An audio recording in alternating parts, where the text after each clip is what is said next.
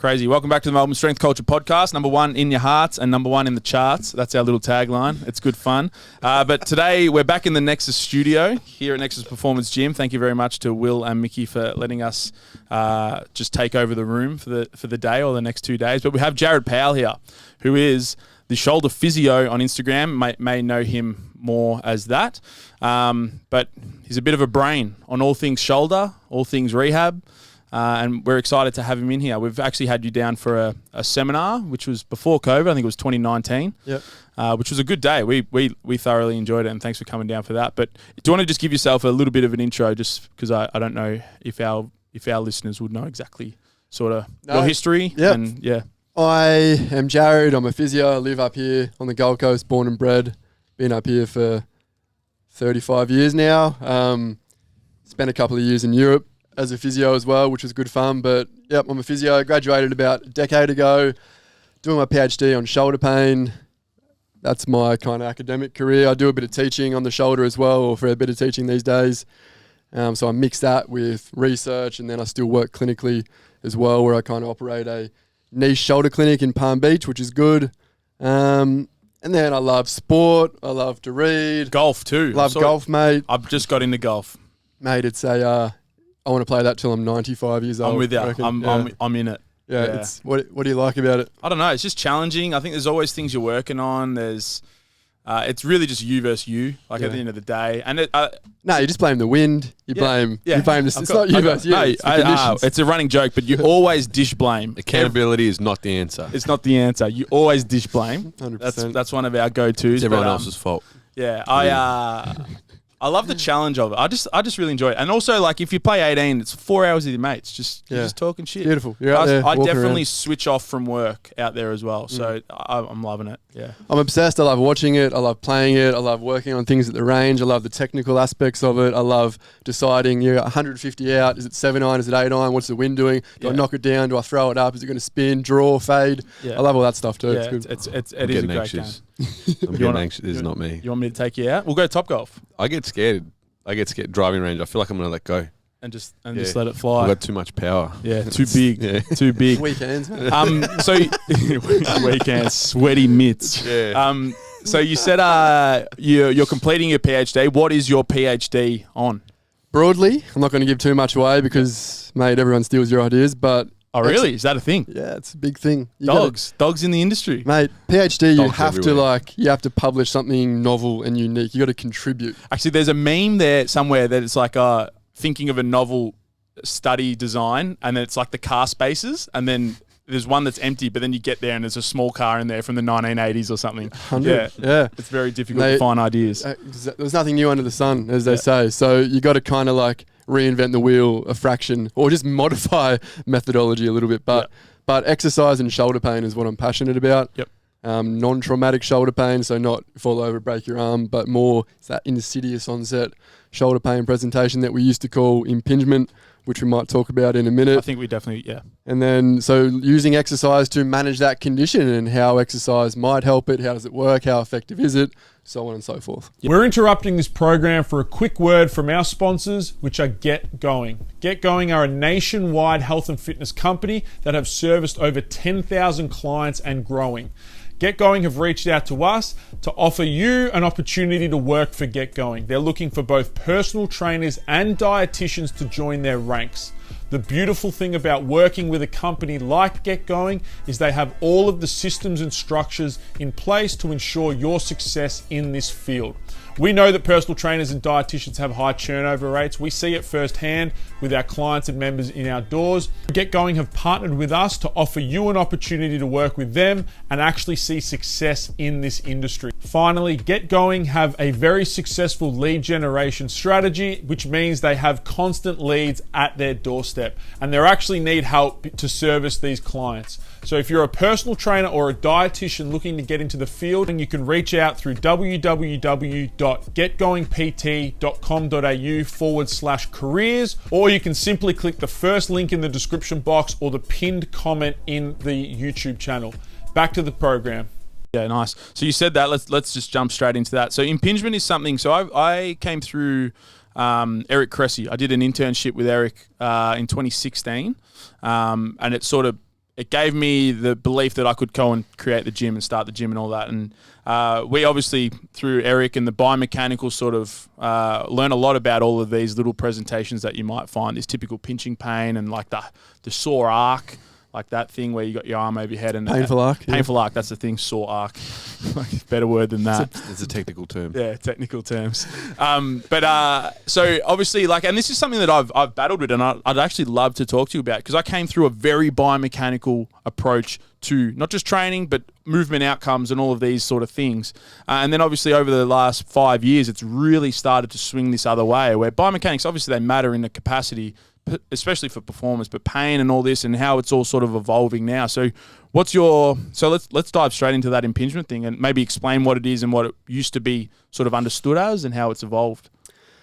Yeah, all right. So it's a long story. I'll try and highlight the necessities. Yeah. So it was invented 50 years ago by Charles Neer, American surgeon. Surgeons are biomedical in nature, right? They cut, they scrape, they fix, and they think that cures pain. 50 years ago, that was the dominant philosophy. So I don't begrudge him from suggesting that or hypothesizing that. Yep. Totally normal for the time.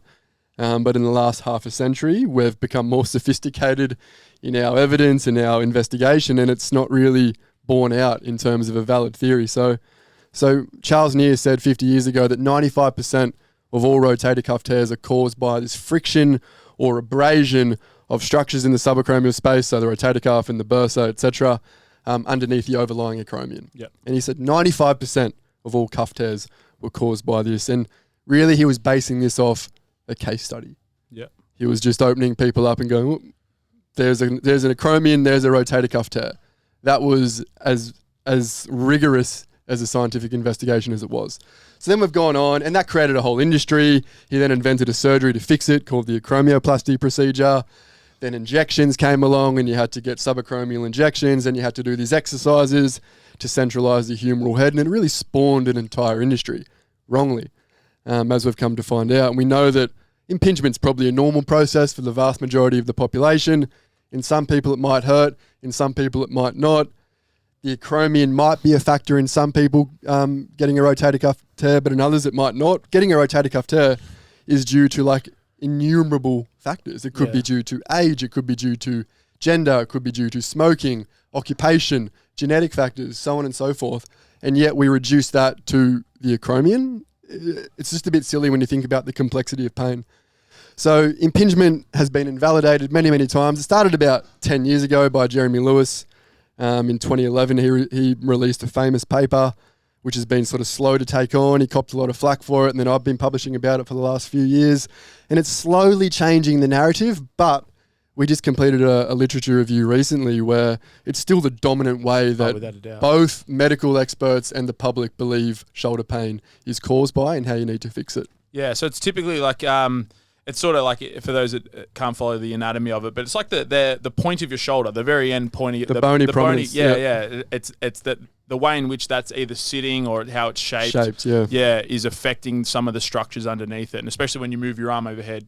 Think about it as a bone spur, which is what people come in and say, I've got a spur in my shoulder, which is sort of incorrect terminology. But the bone in your shoulder can be 3 different shapes. And the third shape, which is called a hooked acromion, that tends to correlate, we think, with some sort of rotator cuff issue. And then the surgeons go in and they chop that bone out and scrape it away to make it flat or just curved again. And that's meant to be the cure for this shoulder pain presentation. But just talking about that, they've done fake surgeries. Yeah, this is compared it to real surgery. Yeah. So they've gone in, the patient's under anesthetic, they think they've had an operation, but they have not. They've just had an arthroscope put in, and they've just had a look around and then stitched them up again. That surgery is as effective as a real surgery when the acromion remains the same. So they haven't touched the bone. They haven't touched anything. But the outcomes are the same. No, it's a whole ceremony. It's a clinical ceremony. That's it. Yeah. So it's placebo. Yeah, placebo. We've got running jokes about placebo everything, but... Everything's placebo. Everything's a placebo, literally. And this is the whole... Because I remember something that Eric... used to educate us on was like hip impingements in athletes and how common the bone presentation of either cam or pincer sort of overgrowths or whatever, and how common and consistent they were. And there were asymptomatic populations and symptomatic populations. It doesn't really matter. It's sort of you just got to treat the person or at least try and help the person. Yep. So it's common all over the body, and now obviously we're understanding it more and more with the shoulder. But the surgery thing is fascinating. It's unbelievable. Oh, that you can have these like. They're fake surgeries. That's literally what that is. Like, what do you think is in, like you said, it's like a ceremony and it makes sense, but like, is it just the belief in that they're going to get better? Or like, how do you view? Yeah, so entirely context. So they go in, they have it, they think they have a surgery, they believe they've had a surgery, the surgeon said this surgery is going to fix you. After this, you're going to do physiotherapy to make yourself stronger again. So they believe this structure in removing the bone and then getting themselves stronger over time. And all of those contextual clues that the patient receives changes their belief somehow. And we know that pain can be malleable by our cognition, so how we think. And so if they think that they're better, then they are better. Yeah. Because pain in this sense has been argued to be a perception and not really tied to the structure and the sensory input that your brain might receive. Pain is believed to be this higher order phenomena where kind of the brain and the mind is like weighing up all the stuff that it receives and then saying, am I in pain or am I not in pain?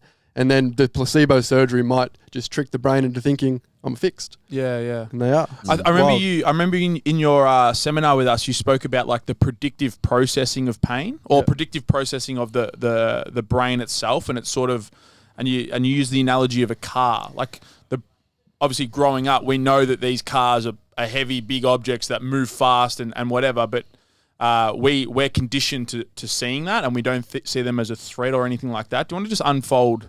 So predictive processing is a very advanced theory of a lot of things, but it's been applied to pain and cognition more recently. It's sort of got underpinnings in cognitive science and philosophy. It's going back a couple hundred years.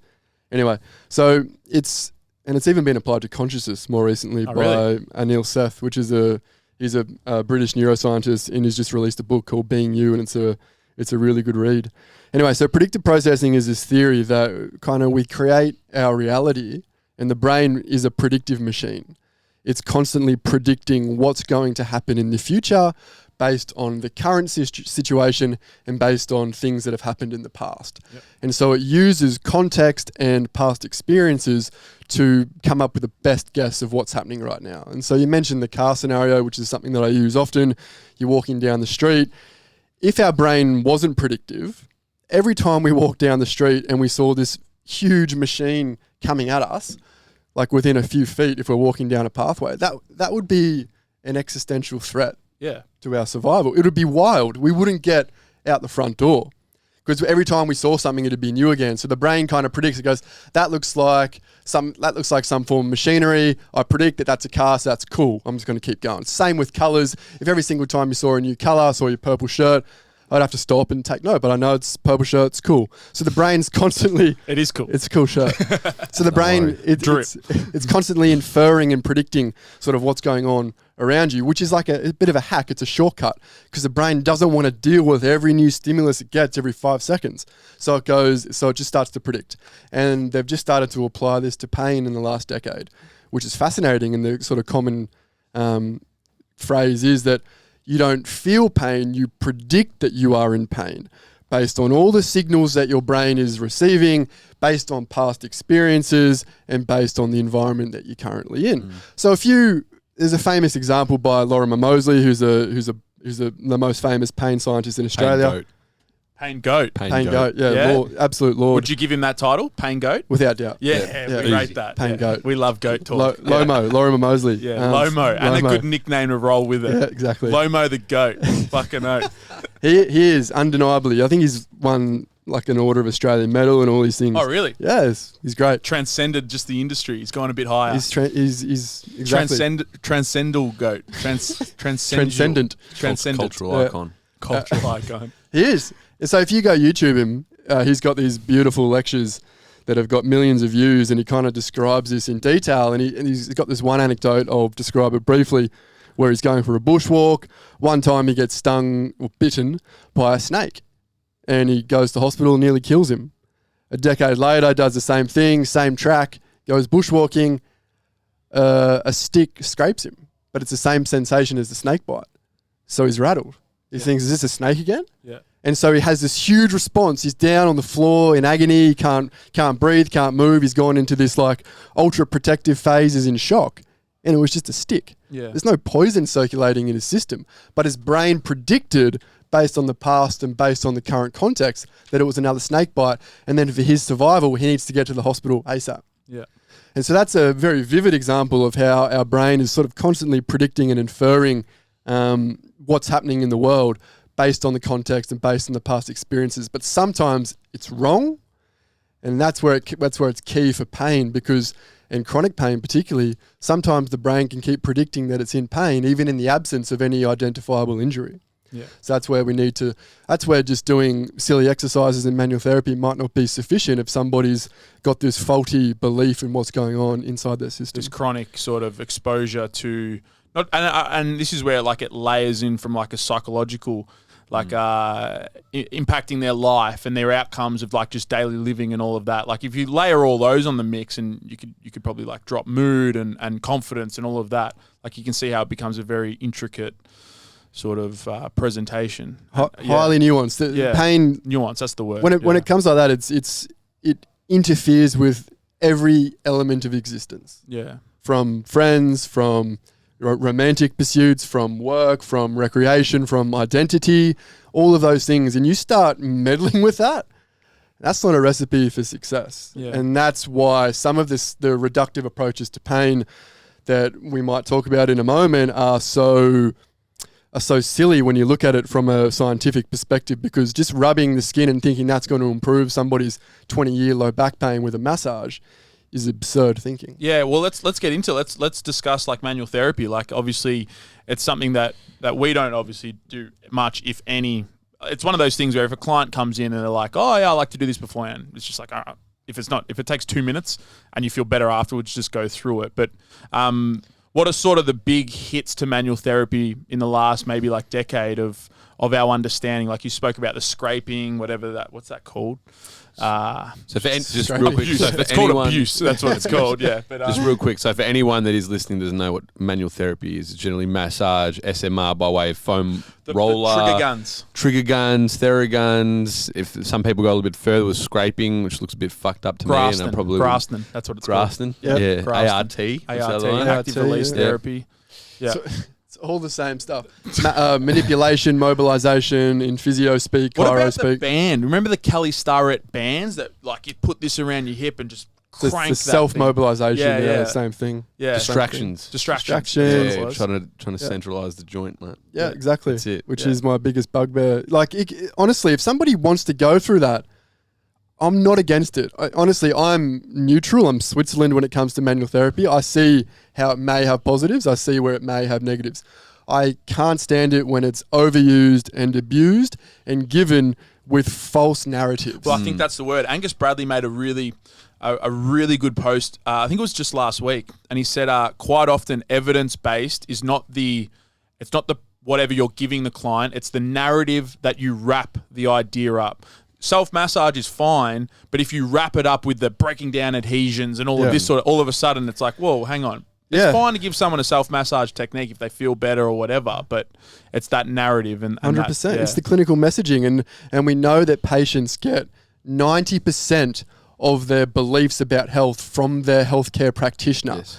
And so if you're giving them bullshit narratives that are made up, that's it, or dogma at best, but made up most of the time, honestly, that you're letting down society at large and patients at an individual level. Yeah. So I have a question about that, because as strength coaches, we generally get people referred to us, or we have a client that's going through something, and I find the biggest challenge personally is when someone's been through the ringer or is still in the ringer of allied health, and they have one practitioner that says, this is the reason for your pain, and it's just like, fuck's sake. So they go see another person when that doesn't get sorted. So they've got this belief ingrained in them from one practitioner and another from the next and another from the next. And again, as a strength coach, we try to play Switzerland. You've got to some sort extent. of guide them into the people that you know so can like a Dan or like yourself, those people that can actually Yeah, because it becomes a point where it's like, I think all these motherfuckers are wrong. But it's like, you can't say that because you don't want to be another person pulling him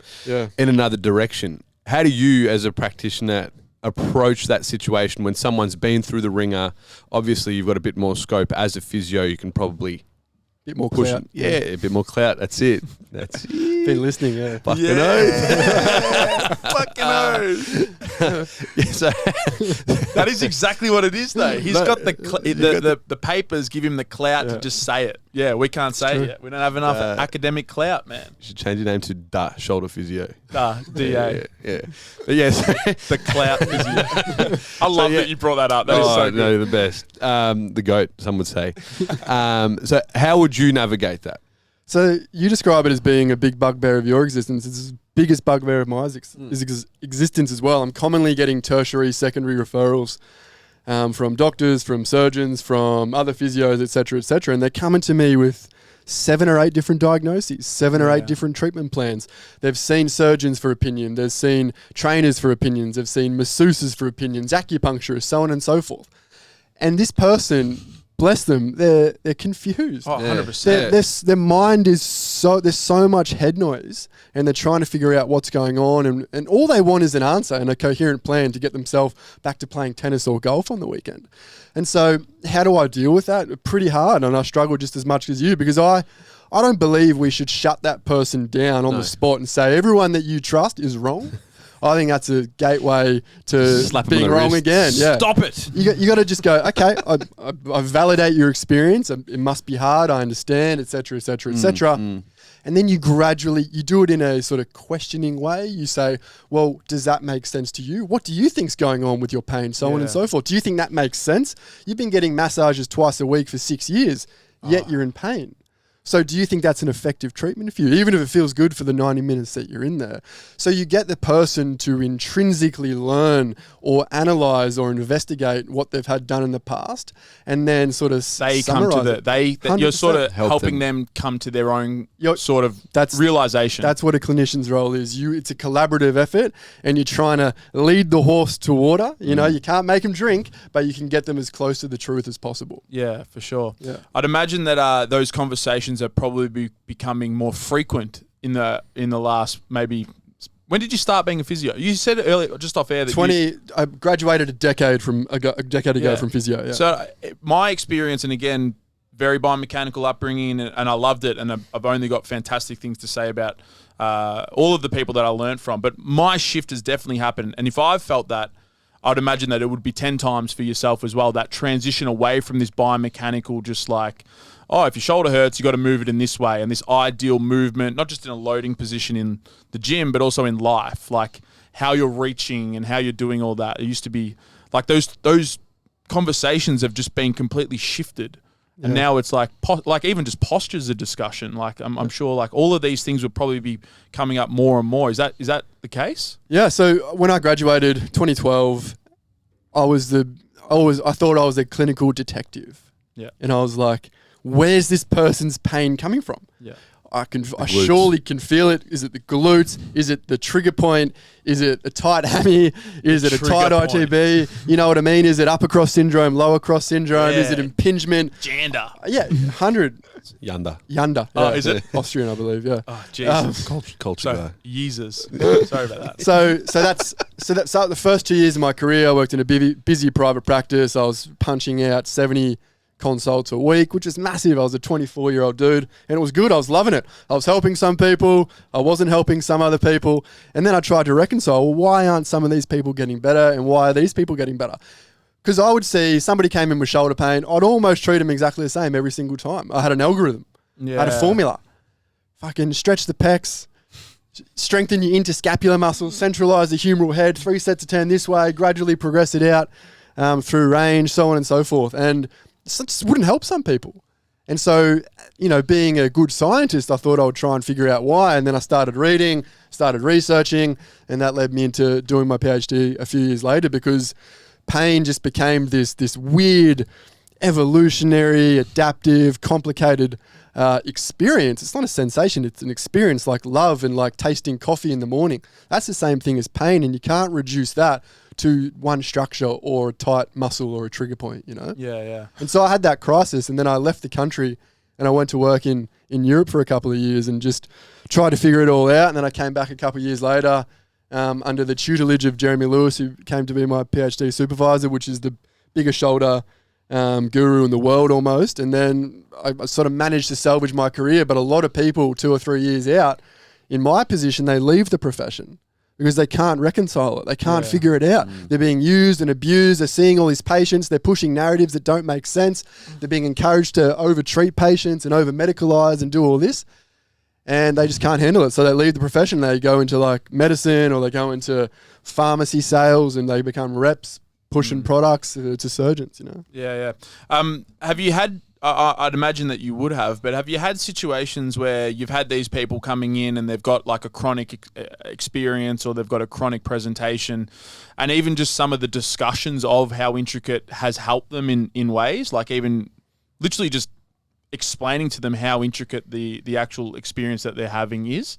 Is that something that happens? Yeah, totally. I mean, I avoid like pain-splaining a lot. I don't go into it unless somebody really asks for it, because patients don't care. Honestly, I don't care about the mechanisms often. They just want to know that they're going to be okay, they don't have cancer, and they're going to be able to get back to what they want to do. And I'm not patronizing them. That's totally fair. Yeah, 100%. I agree. When I have a sore back, I just want to know that it's going to go away at some point. But people who want to know about pain, we definitely go down the rabbit hole and discuss the philosophy of it. We talk about Descartes, who's a philosopher who's been sort of blamed for this whole body as a machine kind of narrative of pain that we were all trained in. And then we talk about protection and threat and predictive processing and all this kind of stuff. And then I say, somebody comes in with a rotator cuff tear, which is super common.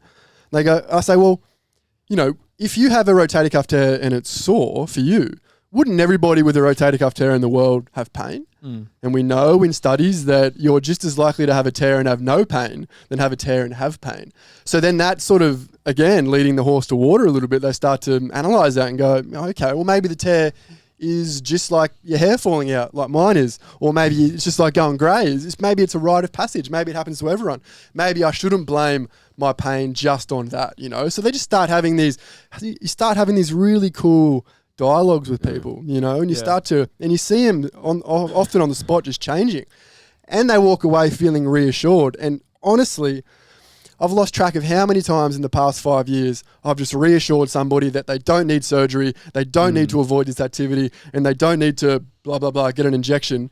They walk away feeling better. Their pain goes away 2 weeks later, and I don't need to see them ever again. Yeah, I remember. Beautiful. Like we've had people who I've been told not to deadlift again and all of that, and it's like, all right, well, we just start teaching them different hinge patterns, and all of a sudden in 3 weeks we're like, oh, we're deadlifting again. And like that process where they're not broken, that idea that I actually can do this, the belief and all of that momentum just builds and layers. And it's such a fucking, it pisses me off. You can just push fragility. Or the other one would be like, it's just insane how you can.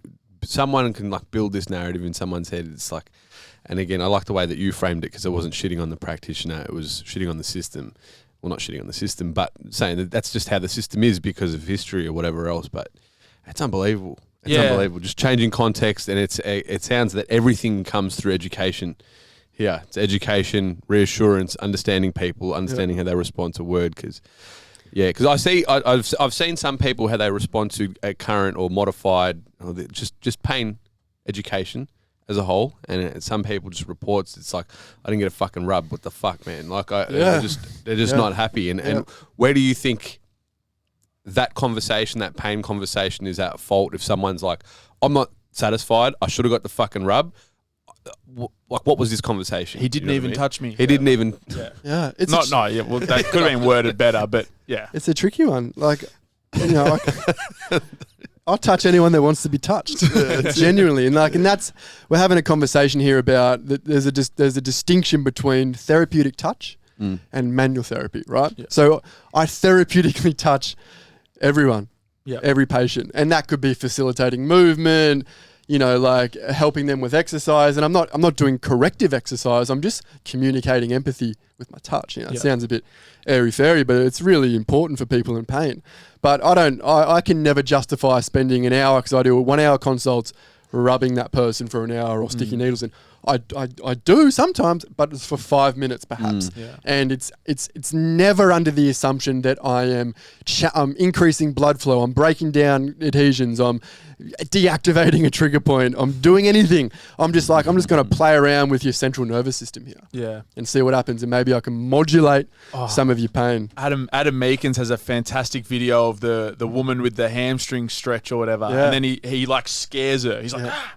And then does it again, Yeah. and like the range is 50% greater, and he's like, I think the way he wraps it up, he's like, I just fucking modulated you or something, like just like I'm like Adam Meekins. Neuromodulated, yeah. Yeah, it's 100% it. Yeah, he's like, it's like chopping her, and like, and then all of Yeah. a sudden, it's crazy because you can definitely do that. Another easy one, like you just squeeze something, like you can just squeeze a foam roller between your legs, and then all of a sudden you get more range of motion at your hips. Just like so many of these little tricks that you can do with the body that show these presentations, and then somehow people have wrapped it up in a narrative of And sold it. And made a course, a 2-day course, or anything like that. How do you? Obviously, I would imagine that you'd know Adam, but he can be quite abrasive on social media, and we need those people that push it in the other ways aggressively.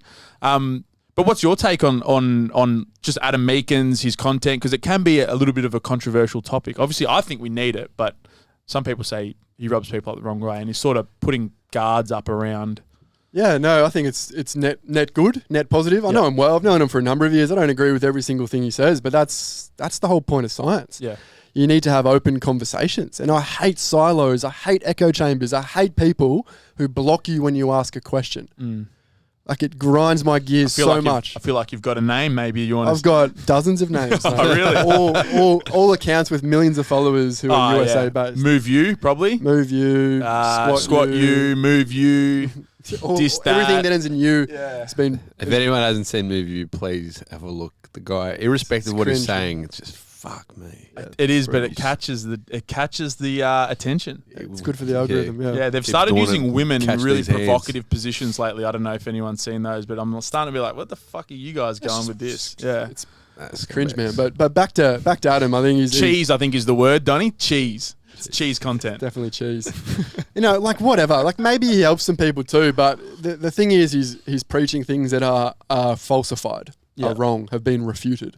So I just can't get around that. Yeah. But Adam can polarize people for sure, but that's the whole reason for his existence. Yeah. That's how he's created his empire of polarizing people, because it's good. And he honestly posts a lot of evidence-based things, and I get around it. Yep. But things that are slightly incorrect or that he's misinterpreted, Has a discussion. He's open to the call discussion. it out, and he can have a conversation about it. Like, he gets a bit emotional about manual therapy, and I'll tell him that, and he's the first to admit it. But he's got his experience there, and he's been burnt by it in the past, and he's allowed to be emotional about it, and he's seeing the bigger picture of it all.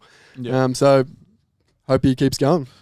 Yeah, and you've said the word a few times, like reconciling. And obviously, reconciling pain is with biomechanics is Greg Lehman's one of his like taglines and all that. And because he's come from like the McGill. I think he's just a fascinating. He's not a character, but he's a fascinating person in these discussions, especially for us as a strength coach. Charlie went to one of his courses up in Sydney. One of the other boys at the gym, and he's got this. Because he comes from the biomechanical world, but then it's sort of just like flipped in his evolution. What's your take on sort of Greg's position and Greg's stance in this whole conversation? Yeah, I agree with 99% of what Greg says, mostly. Yeah. Would you say that he has like the most... I feel like he's got the most rounded... I don't know. It's just something about... Development. Yeah, I don't know. I think he's... Yeah. He's savant-like in his recollection of papers and everything. He's got a great knowledge base. He's a very smart man. He can rub people the wrong way as well, and he gets into some online discussions too. He's got his belief system. Greg's shtick is so everything is uncertain, and we've got to question everything. And why do we criticize manual therapy so much when exercise is actually not that much better for pain relief than manual therapy, so on and so forth. But he does. I love Greg, how he can combine his schooling and background in biomechanics and chiropractic with physiotherapy, and then in the biopsychosocial model as well. And he brings it together really nicely. He can analyze the literature. He's published himself in the past, so he knows how to research. And so he's got that really good model between clinician, academic, chiropractor, biomechanics, physio, and he brings it together beautifully, like nobody else can really. Yeah. I don't think it would be remiss of us now not to talk about the famous interview at some point, but you did a well-known interview with Greg and Andrew Locke. I personally I couldn't watch it. Yeah. I stopped. Was I that bad, was I? Yes, or you, bro. I stopped. I think I got anxiety from it. Introduction. He couldn't get through his introduction, and that's when I turned it off. Yeah. What was your experience on that Zoom call, and how it unfolded? So it came about. Yeah, how'd it come about? So what I'm trying to do as part of my business at the moment is to have these online debates and discussions between people, because like I said a moment ago, I hate echo chambers. Yeah. Because everybody is a god if they only listen to people that love them, That right? support that ideology or whatever. Totally. And I can't stand that, and I can't stand people who come at each other on social media, usually Twitter. Oh, really? I'm not on Twitter. Bro, Twitter's fucked. Twitter's wild. That's the Wild West. Yeah. Oh, because For every topic. Yeah. Because the Wild West. Because we say the YouTube comment section is the trash can of social media. The YouTube comments, it's so anonymous that people but just it's funny. fucking unload on you. But the YouTube commenters are generally people with like no basis or no backing or whatever. But the thing with the Twitter sphere is the Wild everyone's West. there. Yeah. There's experts and then there's experts everywhere, and it's unbelievable. Because obviously you've got a pretty good size following on Instagram. Do you have something similar on Twitter? Yeah, not as massive. I only started Twitter like about a year ago. Yeah. Because I didn't like it. I thought it was To just for jump old in people. and fight people? That's why? Nah, just wanted to be retweet. part of the conversation there a little bit, you know, and yeah. just You're come in missing and out. offer a bit, Yeah. reference a link here and there, you know. that clout. Yeah, get that. You got to spread the clout on multiple mediums. You don't just want to be Instagram. Exactly. Clout is universal. You're on you can't be TikTok? missing. You're on TikTok? Yeah, TikTok No, not on dances? No? TikTok, mate. Might do a little reel every now and then on Instagram. You know? Hey, Reels, big clout. Big Yeah. clout opportunity with Reels. That algorithm just spits them out I know, sometimes. you got to do it. Um, So back to how it all came about.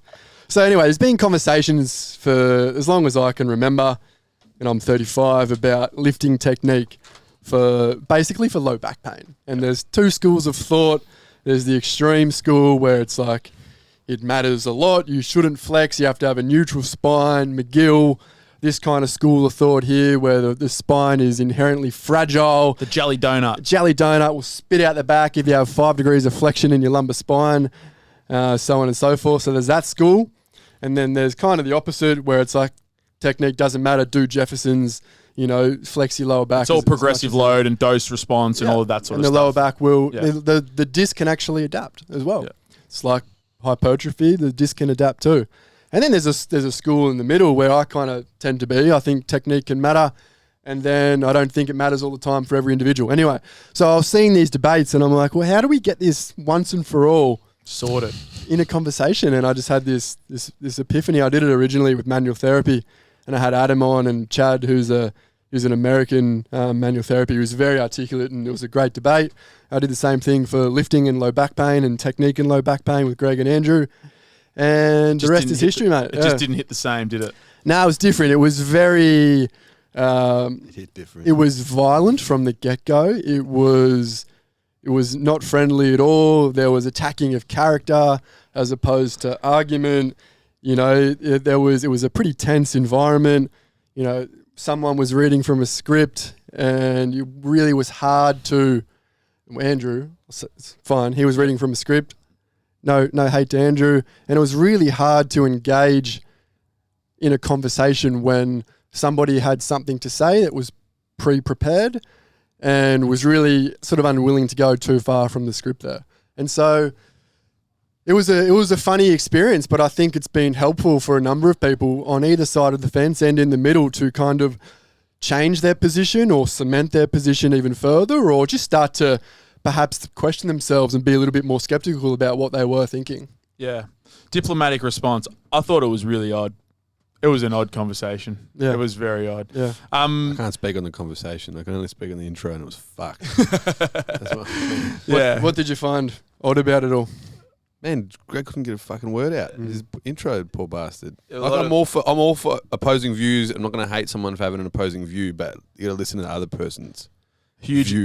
Huge appeal to authorities. There was just all sorts of stuff that I'm just like, man, this is going to go nowhere fast. It was just it was difficult to watch. I really did find it difficult to watch. Yeah. Yeah, no, it's unfortunate and- because it had so much potential. Yeah. But I still think some good stuff came out of there in the end. Once the tension settled a little bit, It would have been interesting if that was done in person. yeah, How totally. that would have unfolded. I think it would have been. Charity boxing match. Charity boxing, Cloud Mac. That would be an absolute underdog. If Greg was to get up there, that's an underdog. And then we could get Will He's- Crozier. I've Will never Crozier met- and Seb Oram. Will Crozier, Seb Arab on the undercard. That'd be crazy.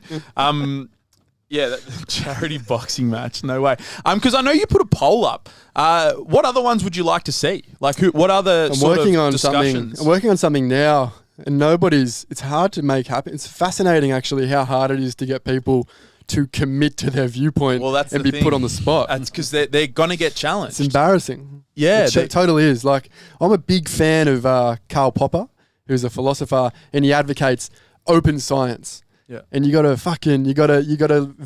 like, if you're gonna say something, you have to back it up. Yeah. If you run away, that's how society descends into madness and communism and all this, when it becomes this full on Dogmatic. 100%. You can't challenge anybody, you know. So, but I'm trying to make these debates happen, and it's really challenging to get people to come in and stand up to what they say on Twitter or Instagram. Yeah. So I'm trying to work on something on pain at the moment. Is pain a sensation?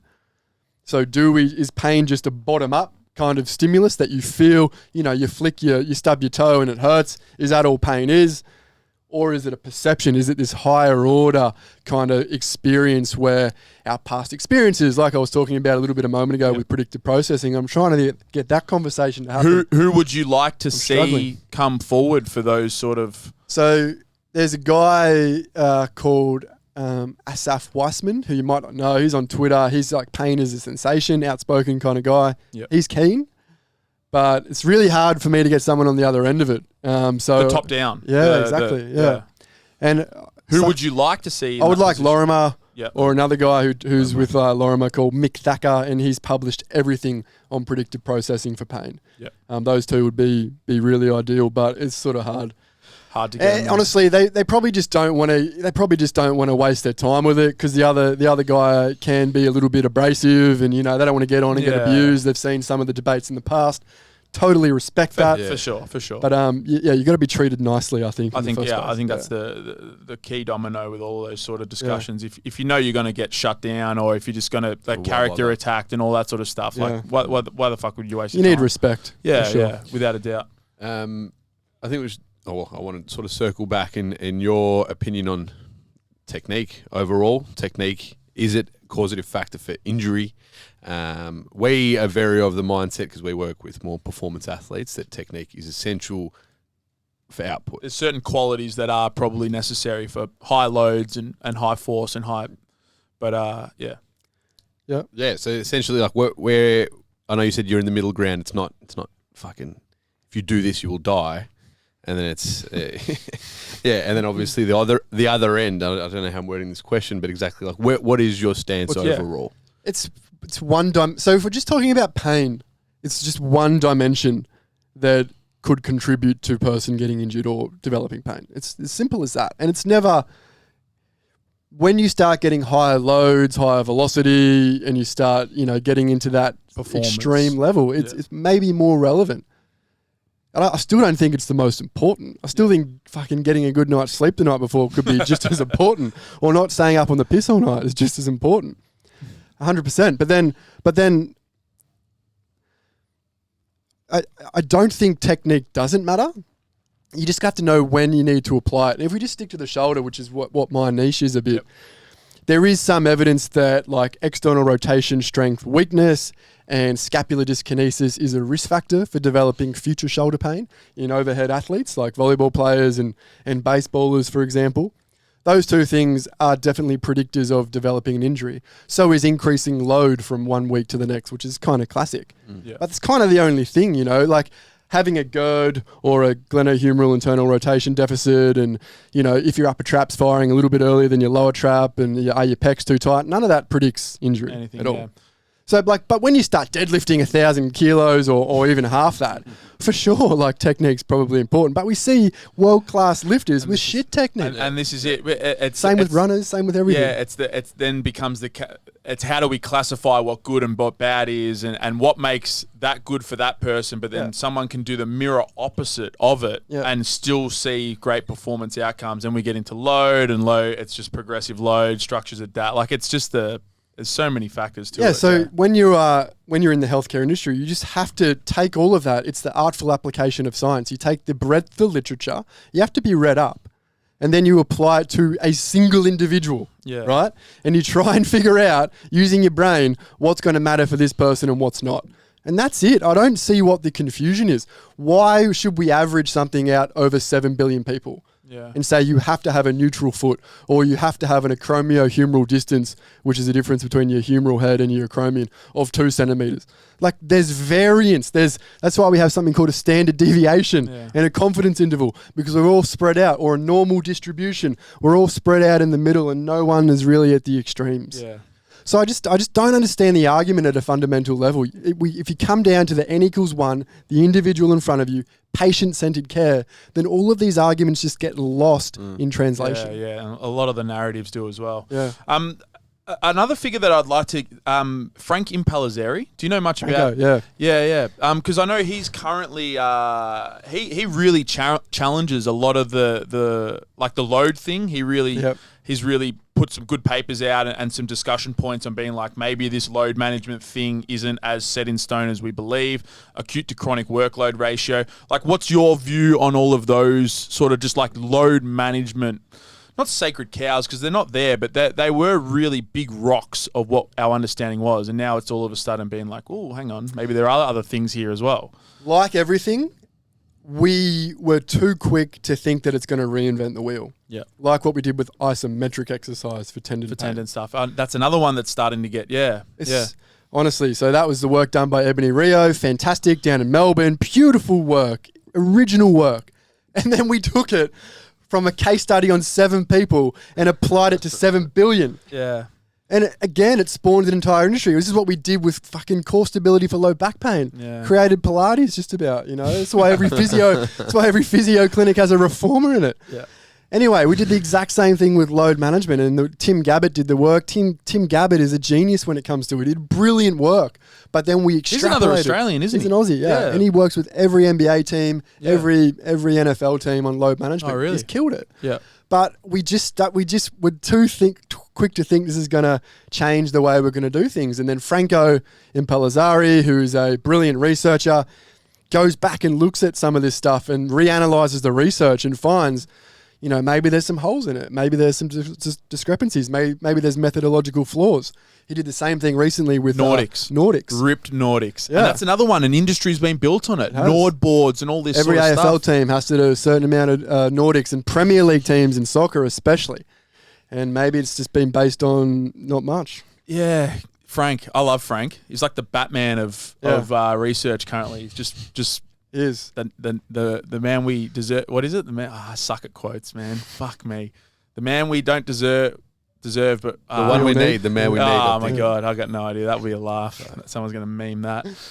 But yeah, it's fascinating because the acute to chronic workload ratio, Tim Gabbett gave you these recommendations of 1.6 and 0.8 and all of these sort of. If you train too much, you're at risk of injury, but doing too little, you're detraining, and then we hit that sweet spot. Yeah, which I think the whole concept. It's a good concept. Yeah, the concept of progressing load in a logical, manageable manner makes so much sense, but it's when you start to throw these figures on it and then you start telling people, hey, you've done too much, you're going to get injured, and then that starts the psychological thing. It's a great theory. The Goldilocks formula has been around in coaching and sports science for centuries, right? You got to get the load just right. And that's not revolutionary. Having this number of 0.8 to 1.2 and you can't increase load. If you go beyond 1.2, then you blow up. It just hasn't borne out, but you still have to manage. If I ran 100K last week and I've never done that before, is it wise to do 120K this week? Probably not, you know, like you probably stick to that or taper off a little bit, you know, like, and then you got to look at what else you've been doing, sleeping, nutrition, all that kind of stuff as well. So just to reduce injury risk down to loading was a bit reductionist, but I think it has some value. Yeah. And I think sporting teams should look at it. You look at the Australian cricket team, and fast bowlers, if they bowl a certain amount of balls in the net or they bowl 50 overs in a match, they'll have a quieter week. And I think that is generally a smart thing to do. Yeah. They used to cop flack for it, resting players. Resting, and Pat Cummins rested for a decade. Just about.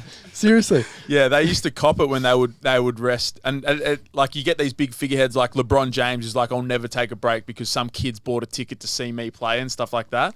But then like, yeah, it's a fascinating when you actually look at it from all the different angles. It makes. Remember the Favola story? What was that? It was on the radio. Which one? It was about kicking. About goal kicking. He's like, I'm a fucking goal kicker. And they told me to stop kicking goals. He's like, so I'll take a bag of balls to a park after and just keep punting them through the big sticks, mark. Yeah. Let's go back to the Nordic thing because that is a new challenge that has been brought forward. First of all, all I knew was it was super maximal eccentric loading. That was because sprinting you can't replicate it in the gym. So they created this sort of like high load eccentric, but the velocity is so slow. I never really saw the connection for it. What was the original thought of Nordics? I know we're outside of your realm here, but you'd probably have more understanding than what we have. I don't know the original thought of it. It's something about fascicle length. I remember. Yeah, exactly. Yeah. So I do know, but I don't know the specifics. I don't know the original theory. Yeah. So it was meant to increase sarcomeres, which are the contractile component of muscle spindles or muscle fibers, effectively. It was meant to make your muscles longer and stronger so you could handle kind of like end of range hip flexion or something like that. Yeah. So it was meant to provide increase the contractile length of your hamstring muscles. So you wouldn't tear because most hamstring injuries might occur in footy, for example, if you're getting way up into hip flexion. Nick Rewalt tore his proximal hamstring off his bone when he did that. A lot of the times when they're like bending forward to pick the ball up and they're really, So the theory with Nordics was that was actually going to make the strength and capacity and robustness of the hamstring more at greater lengths. Yep. And then what does Frank said?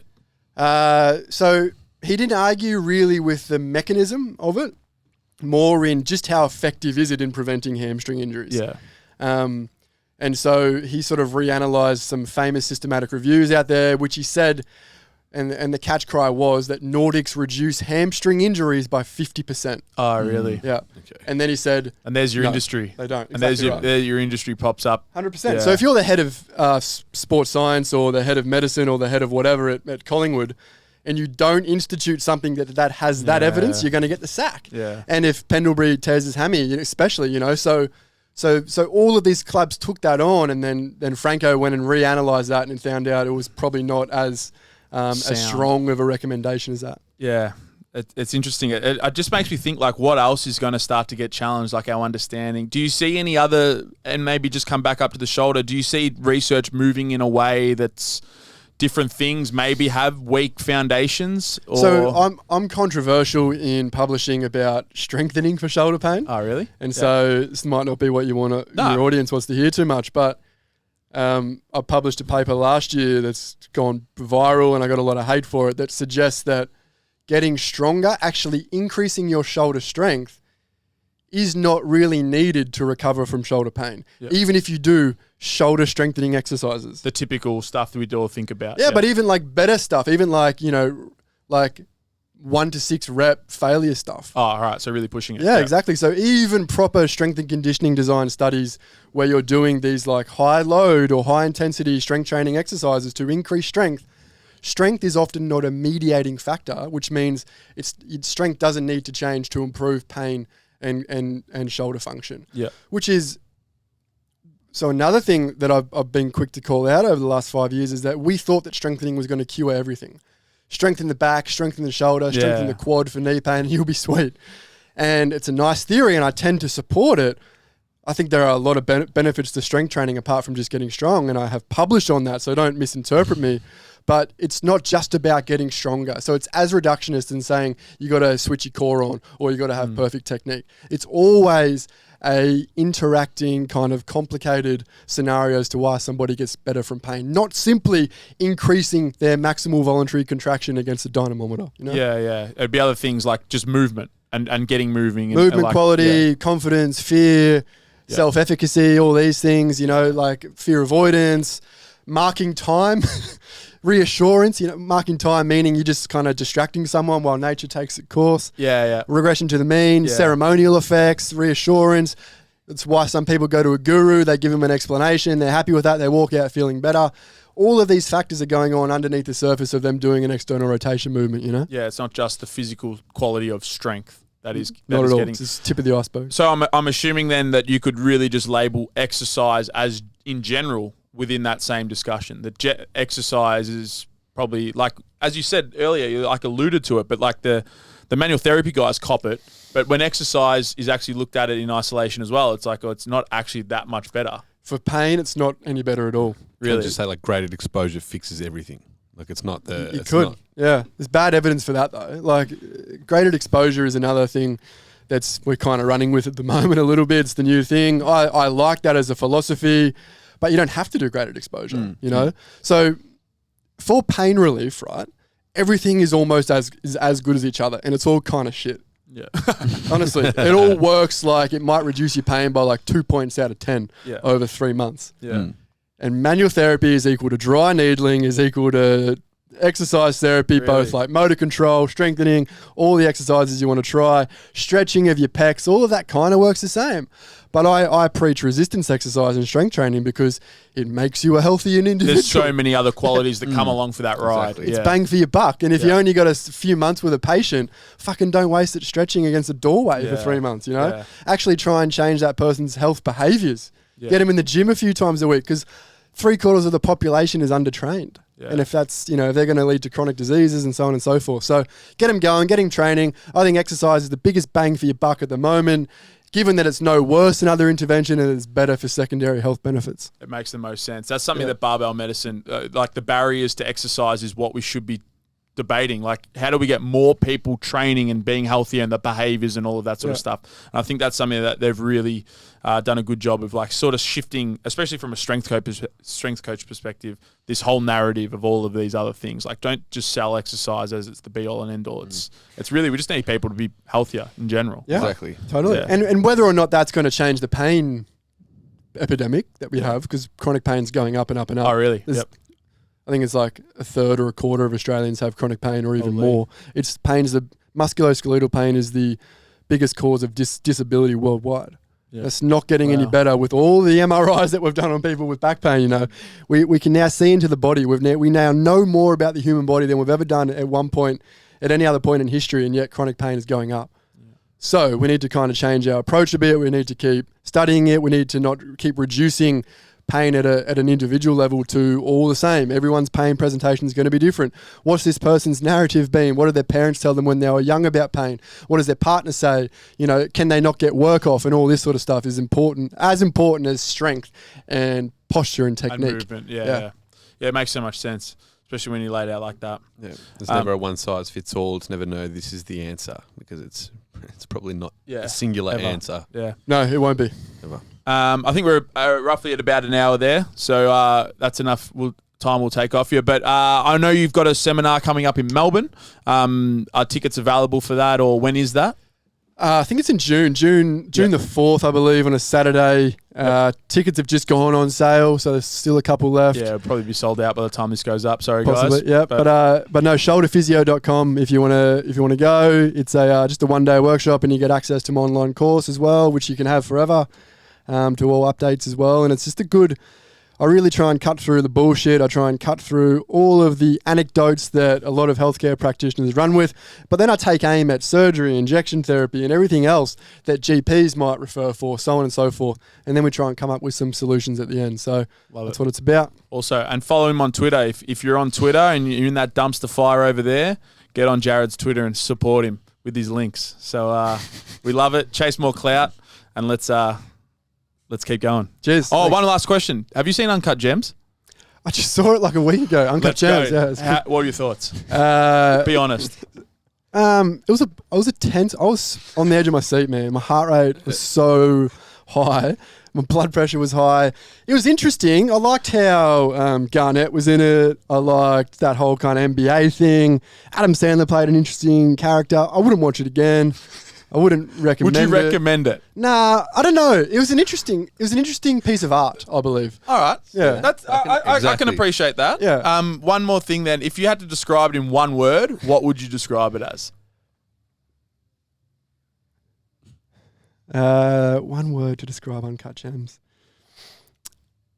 Captivating. Captivating. All right, Yeah. nice. I like it. Mine was anxiety. Yeah, that's a good word. Mine was Yeah. shit.